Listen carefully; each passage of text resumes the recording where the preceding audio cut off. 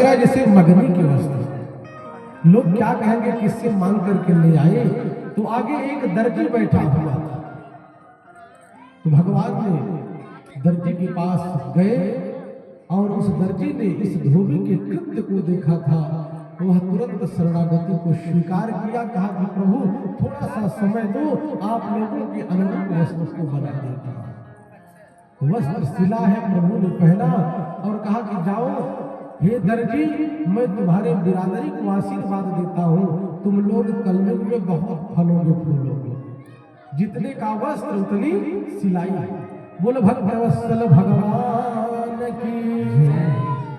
अब एक मित्र ने कहा कि कन्हैया वस्त्र भी अच्छे हो गए, अगर माला मिल जाती गले में पहन लेते तो कैसा लगता।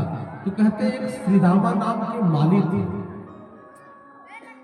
और भगवान जब आगे बढ़े, श्रीदामा नाम के माली आकर के भगवान को माल्यार्पण किया, सभी ग्वाल बालों को माला पहनाई और प्रभु से प्रार्थना करते हैं कि हमारे घर आप चले।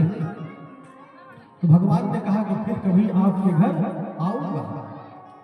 और इस प्रकार से भगवान के मित्रों ने कहा कि प्रभु देख कन्हैया हम लोग बढ़िया वस्त्र भी पहन लिए, गले में माला भी हो गई, अगर मस्तक पर चंदन लग जाता तो कहना क्या।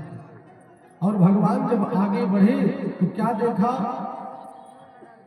कि भगवान को देखने के लिए मथुरा की जितनी भी नारियां थी, ये सब अपनी अट्टालिकाओं पर चढ़ करके भगवान को देखने की प्रतीक्षा कर रही हैं। और जैसे ही कृष्ण भगवान का दर्शन करती है, एक सखी दूसरी सखी से कहती है, अरे देख देख यशोदा का लाला आ रहा है, कितना सुंदर दिखता है। और भगवान तो छलिया है, नीचे से ऊपर देखते हैं, मामी जी प्रणाम, मौसी जी प्रणाम। भगवान इतनी प्यारी हरकत करते हुए चलते हैं, सबको आनंद देने वाले, सबका मान बढ़ाने वाले, मान का संवर्धन करने वाले भगवान जब श्री कृष्ण आगे बढ़े हैं तो क्या देखा, एक युवती अपने हाथ में अंगराग लेकर के जाती थी। तब भगवान ने उसको कहा, ऐ सुंदरी तुम कौन हो। आज तक उस स्त्री के जीवन में किसी ने उसे सुंदरी नहीं कहा। इतनी कुरूपा थी वो, जिस मार्ग से जाती थी लोग उस मार्ग का त्याग कर देते थे।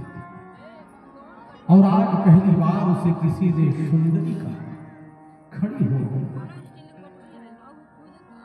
श्री सुखदेव जी के शब्दों में श्रवण करे, कहा कि हे राजर्षि परीक्षित, कि का तुम वरोर्वेद दुह्यानुलेपनम्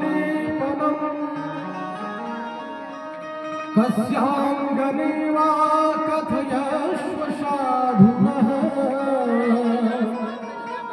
दिह्या वयोरंग विलेपमोत्तमम् श्रेयस्ततस्ते न चिरात् भविष्यति। तुम कौन हो।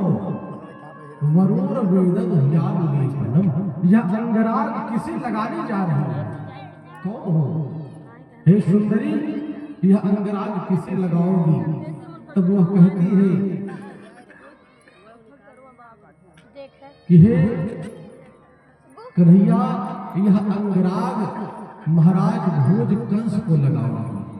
राजा कंस को मेरे द्वारा घिसा हुआ जो चंदन है वह बड़ा प्रिय है। और अपना परिचय देती है कि मैं कौन हूं। कहा कि हे श्याम सुंदर, दाशह्यहं सुंदर कंस सम्मता त्रिवक्त्र नाम्ना कर्मणि